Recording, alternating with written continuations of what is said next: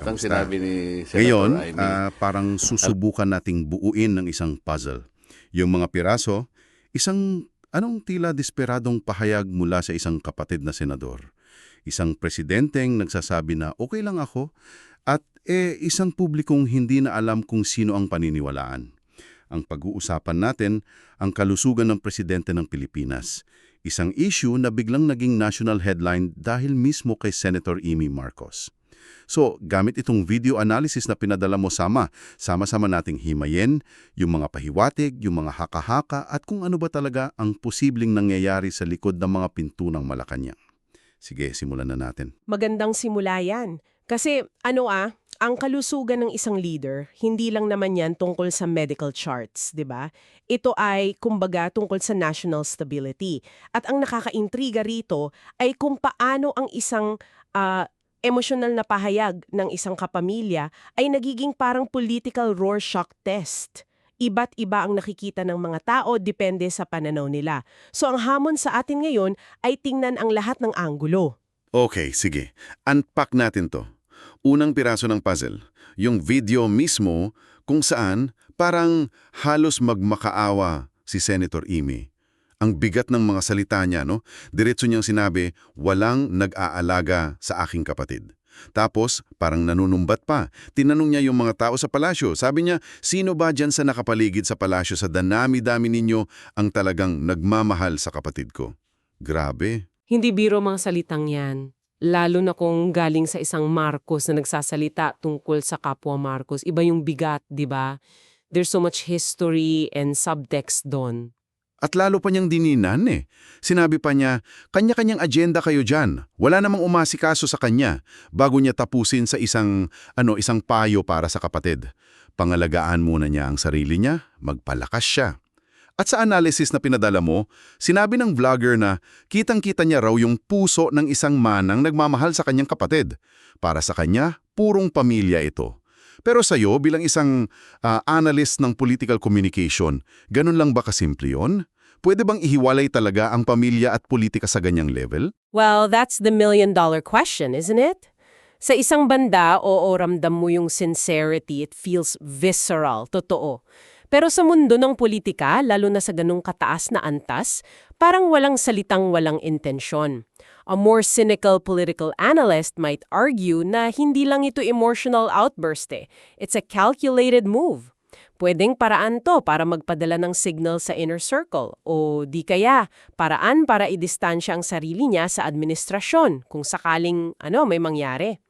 Every public statement can be both personal and political at the same time. Oh, okay. So hindi siya either or, kundi both and. Pwedeng parehong totoo na nag-aalala siya bilang ate at the same time, totoo rin na may political implications ang bawat salita niya. At iyan ang nagdadala sa atin sa ikalawang bahagi ng puzzle. Ano ba talaga ang sakit? Dito nagiging masalimot ang lahat, no? Dito na pumapasok yung laban ng mga naratibo. Eksakto. Kasi may dalawang bersyong ng kwento. Ang opisyal na linya, diverticulitis, ipinaliwanag sa video na infection daw ito sa bituka, masakit at nakakapanghina. Standard, medical explanation. Pero sa kabilang banda, kumalat na yung mga haka-haka. Merong amiritis na parang joke term lang para sa umaarte lang at meron ding mas seryosong teorya. AFib o atrial fibrillation. Huminto sandali. Kasi yung pagkakaiba ng dalawang kondisyon na yan, napakahalaga. Ito yung dahilan kung bakit nagkakaroon ng traction yung mga diversion tactic theories. Ang diverticulitis, bagamat masakit, seryoso, ay generally manageable at hindi direktang apektado ang cognitive functions. Pero ang AFib, atrial fibrillation, kondisyon yan sa puso. May panganib ng blood clots, ng stroke. At ang stroke, pwedeng makaapekto sa pag-isip, sa judgment, sa stamina, lahat ng katangiang kailangan ng isang presidente. So hindi lang ito tungkol sa pagtatago ng sakit. Ito ay tungkol sa posibleng pagtatago ng isang politically significant na sakit. Wow, okay. That adds a whole new layer to it. Kaya pala sa video, ang argumento ng vlogger ay posibleng diversion tactics lang yung diverticulitis. Kasi kung AFib talaga, edi mas malaking implikasyon nito sa kakayahan niyang mamuno. Exactly. Alam mo, this is a classic example of an information vacuum sa politika. Kapag hindi malinaw, hindi detalyado, at hindi ka paniniwala yung official na linya, pupunaan ng publiko yung vacuum na yon at pupunan nila yon ng pinaka-compelling na kwento, kahit na espekulasyon pa yan. Nagiging, hindi na tungkol sa medical truth, kundi tungkol sa a battle for control of the narrative. Kaya yung panawagan ng vlogger na maglabas ng medical certificate mula sa St. Luke's, hindi lang yun para sa chismis. It's a plea for certainty, para sa katiyakan. Pero para maging patas, no, anong sagot ng palasyo? Well, ang presidente mismo, ayon sa video, ang nagsabi na okay lang daw siya. Nagbiro pa nga raw siya sa mga excited na something bad will happen to him. Sabay sabi na, this is not life-threatening. So ngayon, may tatlong boses ka nang naririnig. Yung kapatid na sumisigaw ng may problema, yung mga haka-haka na nagsasabing malubha ang problema, at yung pasyente mismo na nagsasabing walang problema. Sino ngayon ang paniniwalaan mo, di ba? At dyan mismo nahuhuli ang atensyon ng publiko. At yung kalituhan na yan, pinalalapan ng mga sumunod na pangyayari. Tama. Kasi hindi lang ito usap-usapan eh. May mga kumbaga konkretong kaganapan na tila nagpapatunay sa mga alalahanin. Sa video, binigyang diin yung pagliban ng presidente sa ilang nakaschedule na aktibidad. Ang pinakakapansin-pansin ay yung isang malaking event sa Ilocos Norte. Sa baluarte nila mismo. Oo, sa baluarte pa nila, kung saan hindi siya nakarating. At ang significance niyan, hindi lang yung pagliban niya, kundi kung sino yung ipinadala para kumatawan sa kanya. Oo nga, yung anak niyang si Congressman Sandro Marcos ang pumalit at nagbasa ng speech ng tatay niya. At dito, may isang maliit pero napaka-interesanting detalya. Habang binabasa ni Sandro yung speech, may part na nadula siya. Nasabi niyang my wife, na halatang linya mula sa talumpati ng ama niya. At ang reaksyon, ayon sa source, narinig daw na tumawa si Irene Marcos Araneta, yung tihan niya. It's such a small thing, pero grabe yung pahiwatig, di ba? Para sa iba, tandayan ng biglaang pagbabago ng plano ng kakulangan sa paghanda. At kung kukonect natin sa bigger picture, makikita mong may pattern. Naalala mo ba yung mas naunang kontrobersya na binanggit din sa video analysis? Yung tungkol sa coke o pulburon? Noong panahong yon, binati ko si Ime. Naalala pa nga ng vlogger na sinabi ni Senator Lacson na hindi raw yun gawaing Pilipino. Pero para sa vlogger at sa iba pa niyang supporters, ang ginawa ni Ime noon at ngayon isa lang ang ugat. Evidence ng pagmamahal.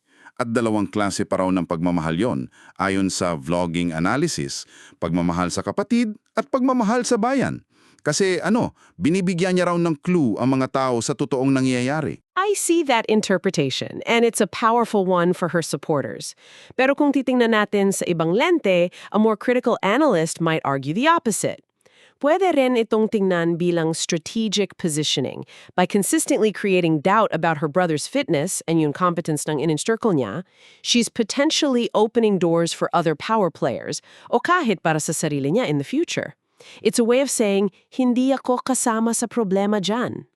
So she's playing both sides, the concerned sister and the savvy politician. Alam mo, ang nagustuhan ko sa source material na sinend mo is kung paano biglang binalin ng vlogger yung camera sa sarili niya. Dito nag-shift yung usapan mula sa kalusugan ng presidente papunta sa journey ng isang botante. Inamin niya, at ito yung eksaktong salita niya, nabudol tayo. And that's a powerful sentiment. Nakikita natin yan madalas ngayon, yung voters' remorse. Hindi lang yan tungkol sa policy disagreements. It's an emotional experience. Pakiramdam mo na naging parte ka ng isang kwento na hindi naman pala ganun ang kalalabasan. Ang paliwanag niya, kaya lang naman daw niya ibinoto ang presidente, ay dahil katandem niya si Sara Duterte. Siya daw yung orihinal na kandidato ng pamilya nila. Sinabi pa nga niya, kung si Sara lang daw sana ang tumagbong presidente, Sara 30 na sila, tapos na ang usapan. Ipinapakita nito na para sa ilang botante, hindi isang tao ang binoto nila, kundi isang package deal. At kapag nasira yung package deal na yun sa isip nila, dun sila nagsisimulang magtanong. At kasama sa journey na yan ay yung 180-degree turn sa pananaw niya kay Senator Amy. Nung una raw, galit na galit siya sa senadora. Ang nasa isip niya, alam niyang ganito ang kapatid niya, bakit inireto pa niya kay Mayor Inday Sara? Ipinahamak niya ang bansa. Pero ngayon, dahil sa mga sunod-sunod na pagbubunyag na ito, nagbago ang lahat. Mula sa galit, naging pasasalamat, si Amy na ngayon ang nakikita niyang parang tagapagtanggol. Diyan mo talaga makikita kung gaano kakomplikado yung halo ng pamilya, politika at public perception. Yung mga desisyon na sa tingin natin ay purong politikal, may malalim na ugat pala sa mga personal na relasyon. At yung mga personal na pahayag tulad ng kay Amy, nagkakaroon ng malawak at hindi inaasahang epekto sa politika. May isang side note sa video tungkol kay Cara David. Ayon sa vlogger, may mga natutuwa raw sa nangyayari at nabanggit yung Dumanoy birthday wish ng journalist. Hindi na dinetalye kung ano yon, pero ang pahiwatig ng vlogger ay hindi na niya masisisi si Cara David kung ganoon man ang naging hiling nito, given the circumstances. Isa lang itong maliit na detalye pero ipinabakita nito kung gaano nakapolarisado ang usapan. Tama. Ipinapakita nito na ang kalusugan ng presidente hindi na lang isang medical issue, hindi na rin lang political strategy. Isa na itong social and emotional flashpoint. Bawat tao, mula sa ordinaryong mamamayan hanggang sa mga kilalang personalidad, may sariling opinyon, reaksyon at stake sa kwentong ito. So ano ang ibig sabihin ng lahat ng ito? Kung pagtatagni-tagniin natin yung mga piraso ng puzzle, ito yung nabuong larawan. Mula sa isang madamdaming pahayag ng isang kapatid, sumanga ito sa mga tanong tungkol sa tunay na kalagayan ng presidente. Nakita natin yung banggaan ng opisyal na naratibo at ng mga what-ifs na kumakalat. At nasilip natin yung posibleng hidwaan at tensyon sa likod ng mga ngiti at pormalidad sa palasyo. Ang buong sitwasyong ito ay isang parang masterclass sa kahalagahan ng tiwala at transparency. Ang kalusugan ng isang leader, direktang nakaugnay sa kalusugan ng bayan. In a way, hindi sa medical na aspeto, kundi sa aspeto ng kumpiyansa. Kapag ang leader ay pinaniniwala ang mahina, pisikal man o sa pamamahala, nanghihina rin ang kumpiyansa ng mga tao at ng mga institusyon sa gobyerno. The stakes are incredibly high. At para sa iyo na nakikinig, iiwan namin sa iyo ang isang tanong para pag-isipan. Habang tinitimbang mo ang lahat ng panig, yung nag-aalalang kapatid, yung nagpapaliwanag na presidente, yung nagdududang publiko, at yung mga political analyst na sumusuri sa bawat galaw, isipin mo, sa iyong palagay, hanggang saan ang karapatan ng publiko na malaman ang priwadong kalagayan ng kanilang mga pinuno at saan nagsisimula ang kanilang karapatan sa privacy? Isang tanong na walang madaling sagot pero napakahalaga nating lahat na pag-isipan. Okay, himay-himayin natin itong mga materyales na binigay mo tungkol sa politika ngayon. Pagkabasa ko, parang may isang malinaw na larawan na nabubuo. Ano yon? Isang administrasyon na parang kinukubkob. At hindi lang sa isang panig, parang may laban sa tatlong magkakaibang larangan. Tatlong larangan, okay. Oo. Una, itong legal na ofensiva, itong mga impeachment complaints. Pangalawa, may mga lamat na nakikita mula sa loob mismo, lalo na sa usapin ng kalusugan ng Pangulo. Yung mga pahiwatig. Tama. At pangatlo, may laban na para sa hinaharap, itong maagang paghahanda para sa 2028. Ang misyon natin ngayon ay tingnan kung paano nagkakabit-kabit itong tatlong to. Kasi sa tingin ko, hindi sila hiwalay-hiwalay na issue. Ready? Ready? Magandang simula yan. Kasi yung connection nila, dun nagiging interesting lahat. Sige, simulan natin sa legal na laban. Okay, impeachment. May tatlong impeachment complaint. Pero ang totoong kwento dito, base sa mga dokumento mo, ay hindi yung bilang. Ang kwento ay yung diskarte sa likod nito. Kumbaga, isang chess game. Chess game, tama yan. Kasi binabanggit dito na yung unang complaint parang mahina. Sinasandi pa nga na posibleng tanim o planado. Oo. Teka, ano ang lohika doon? Bakit ka magsasampa ng mahinang reklamo laban sa kalaban mo? Parang walang sense. Diyan pumapasok ang isang napaka-espesyal na panuntunan sa Kongreso. Ang tawag dito, one-year bar rule. One-year bar rule. Galing yang sa isang desisyon ng Korte Suprema, yung Francisco ruling. Sa madaling salita, sa loob ng isang taon, isang impeachment proceeding lang ang pwedeng umusad laban sa isang opisyal. Isa lang. Ah, okay. So, kung may 3 complaint. Kung alin man dyan ang unang mai-refer ng Speaker sa Justice Committee, yun na yun.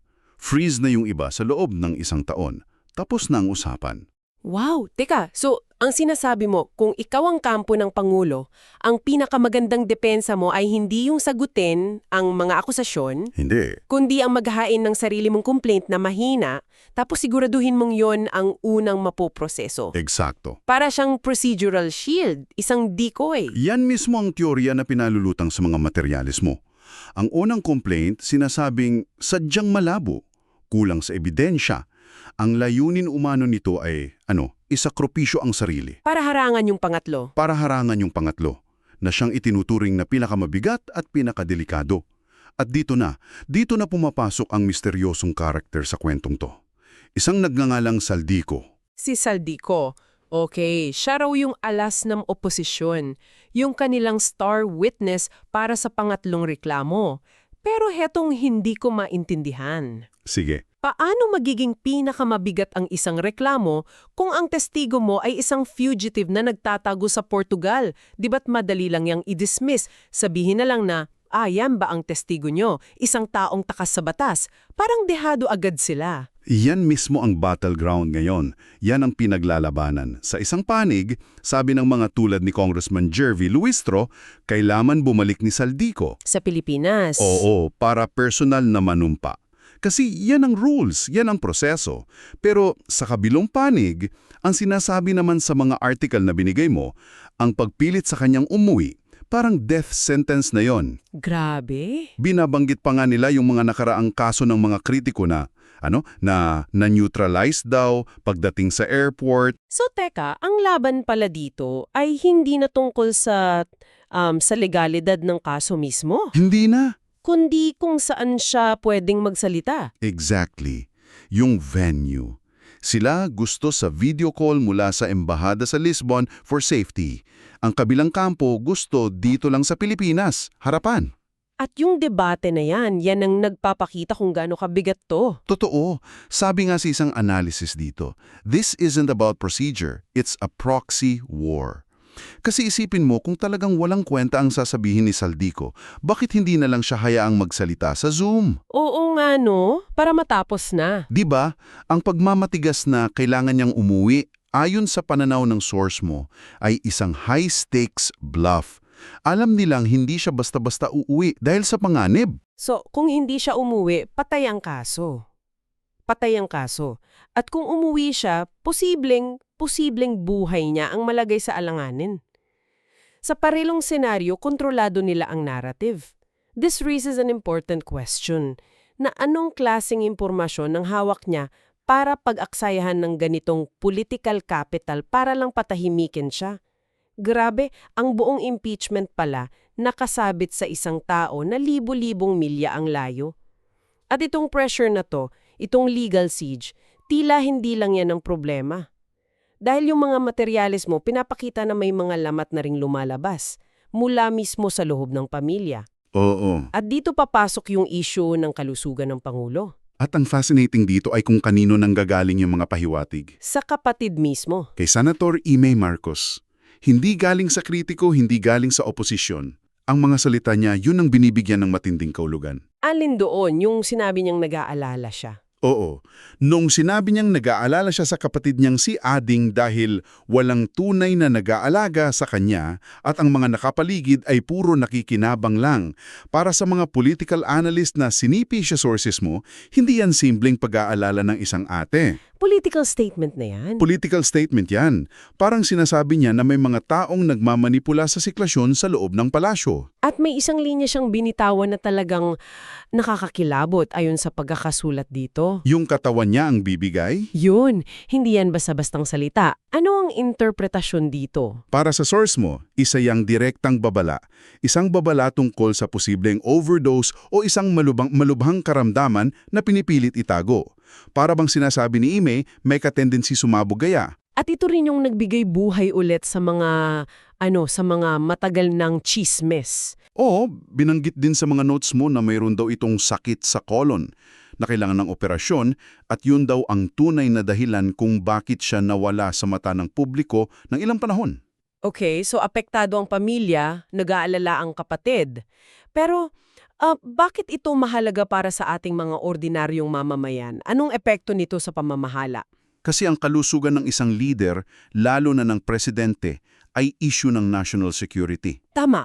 Ang anumang senyales ng kahinaan, physical man o mental, nagbubukas ng pinto sa instability. Nagkakaroon ng power vacuum. May aagaw ng kapangyarihan. Possible. At yung frustrasyon ni Ime na sinabi pa niyang panggulo lang yung mga yan patungkol sa mga tao sa palasyo, tinitingnan niyan bilang ebidensya ng isang matinding internal power struggle. Ang pinakamapanganib na tanong na pinalulutang sa isa sa mga analysis na to ay ito. Sinasadya ba ng mga nakapaligid sa Pangulo na hayaan o itolerahin ang kanyang di umano'y bisyo para Para mapanatili siyang mahina at madaling kontrolin. Para maisulong nilang sarili nilang agenda. napakabigat.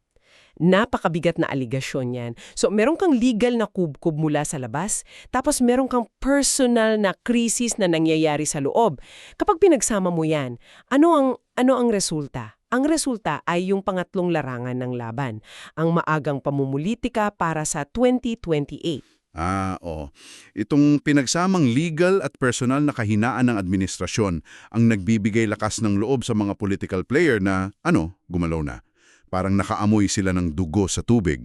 At dito na pumapasok si dating Senador Antonio Trillanes. Iyon na nga, ang panukala niya. Ang ideya niya ng isang alyansa, isang malawak na koalisyon daw ng mga kakamping, mga taga-suporta ni Leni Robredo, at ito nakakagulat, mga kasalukuyang kaalyado mismo ng administrasyon. Kumbaga, magsanib puwersa. Magsanib puwersa ang iisang layunin. Pigilan si Vice Presidente Sara Duterte sa 2028. Yan ang plano niya. Isang grand coalition na nakatutok sa isang tao. Pero yung isa sa mga opinion piece na binigay mo, galit na galit sa ideyang yan. Oo, matindi ang kritisismo. Kinu-question yung relevance ni Trillanes. Tapos sinasabing mali raw ang focus. Pero teka, laruin natin ang devil's advocate dito. Sige. Hindi ba't pragmatic lang naman ang diskarte ni Trillanes? Sa politika, minsan kailangan mo talagang bumuo ng alyansa laban sa isang common opponent bago mo pa masimulang ayusin yung mga malalaking problema. The enemy of my enemy is my friend, di ba? Valid yung anggulo na yan. Very pragmatic.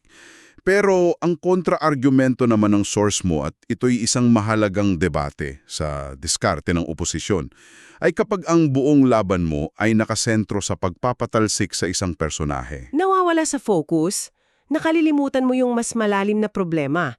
Sabi nga dito at sisipiin ko, hindi yung pag-upo o yung hindi pag-upo ni Sara ang lulutas sa problema natin. Okay. Ang dapat daw pagtuunan ng pansin ay ang mga sistemikong issue, tulad ng korupsyon, partikular nilang binanggit ang issue ng ghost projects. So ang tanong, ang laban ba ay laban sa isang tao o laban sa isang bulok na sistema? Dalawang magkaibang pananaw yan habang nag-aaway sila sa diskarte. Yung kabilang panig naman, si VP Duterte, ano ang galaw? Ayon sa mga materyales mo, mukhang matatag ang posisyon niya. Umuugong na raw ang mga pangalan na posibleng maging running mate niya. Sino-sino daw? Sina Senator Marcoleta, Senator Bongo at Robin Padilla.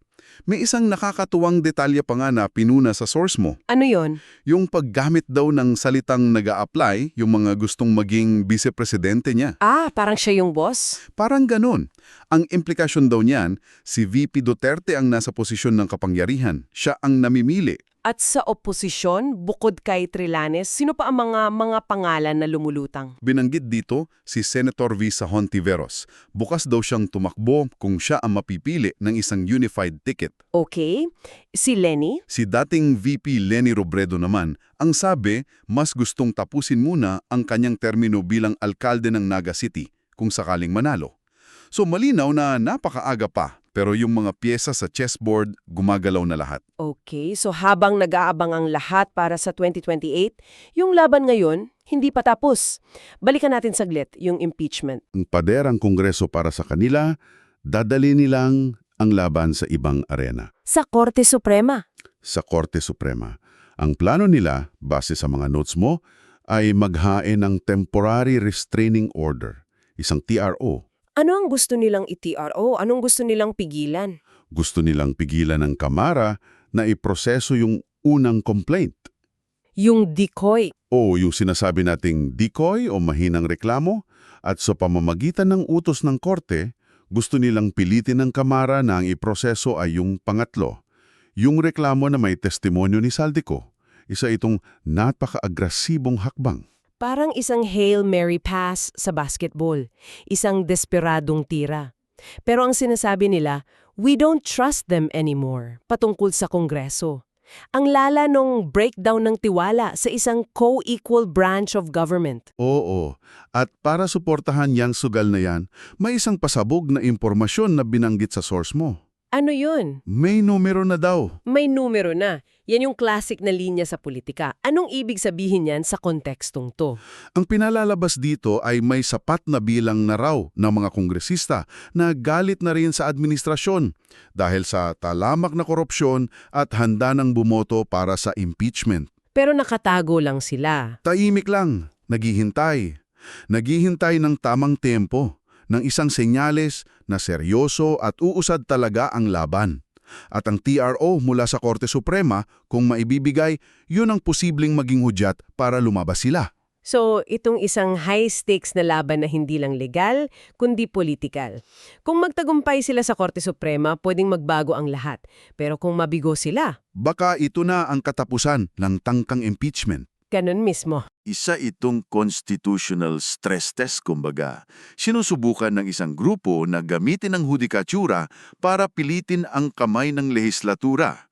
Napakadelikado at bihirang mangyari yan. Sa huli, ang nabuo nating kwento mula sa mga materyales mo ay isang masalimuot na political battlefield. May kubkob sa batas, may intriges sa loob ng palasyo, at may maagang labanan para sa kinabukasan. At lahat sila magkakaugnay. At bilang pangwakas na kaisipan para sa'yo, ang mga source mo ay nakatutok sa mga personalidad Saldico, BBM, Imee, Sara, Trillanes. Sila ang mga bida sa dramang ito, di ba? Oo, sila ang mga pangalan.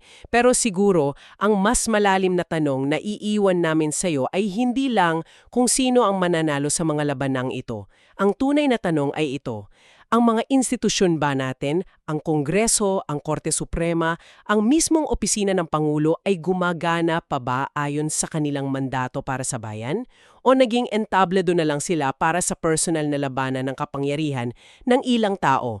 Habang sinusubaybayan mo ang mga susunod na kabanata, baka yan ang mas mahalagang pag-isipan.